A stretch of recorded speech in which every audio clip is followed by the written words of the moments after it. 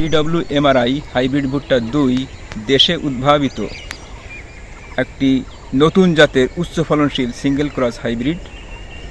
বাণিজ্যিকভাবে এ জাতের বীজ উৎপাদনের সম্ভাব্যতা যাচাইয়ের জন্য আঞ্চলিক কেন্দ্র বাংলাদেশ গম ও ভুট্টা গবেষণা ইনস্টিটিউট যশোরে মেল ও ফিমেল প্যারেন্টের বিভিন্ন বপন তারিখ ও পরাগায়ন পদ্ধতি অনুসরণ করে একটি গবেষণা কাজ পরিচালনা করা হয়।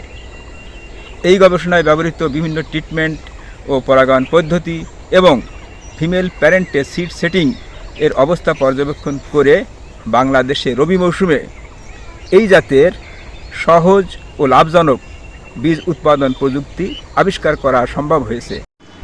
ভুট্টার হাইব্রিড বীজ উৎপাদন একটি উচ্চতর জ্ঞান ও দক্ষতা নির্ভর প্রযুক্তি।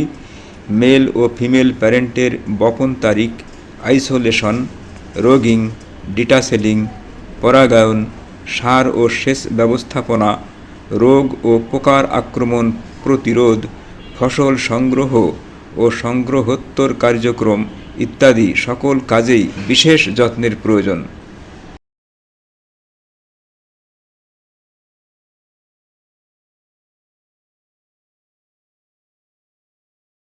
BWMRI হাইব্রিড ভুট্টা 2 এর বীজ উৎপাদন প্রযুক্তি যথাযথভাবে অনুসরণ করলে ফিমেল প্যারেন্টে পরিপুষ্ট দানাভর্তি মোচা পাওয়া যায়।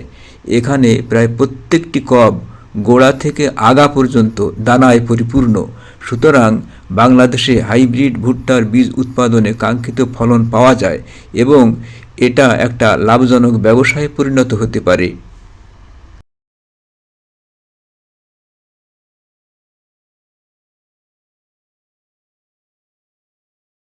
হাইব্রিড ভুট্টা বীজে পরিপক্কতার লক্ষণ দেখা গেলে রৌদ্রোজ্জ্বল দিনে মাঠে খোসা ছাড়িয়ে কব সংগ্রহ করে বস্তায় না রেখে কাভার্ড থ্রেশিং ফ্লোর বা ছায়াযুক্ত স্থানে পাতলা করে ছড়িয়ে রাখা হয়।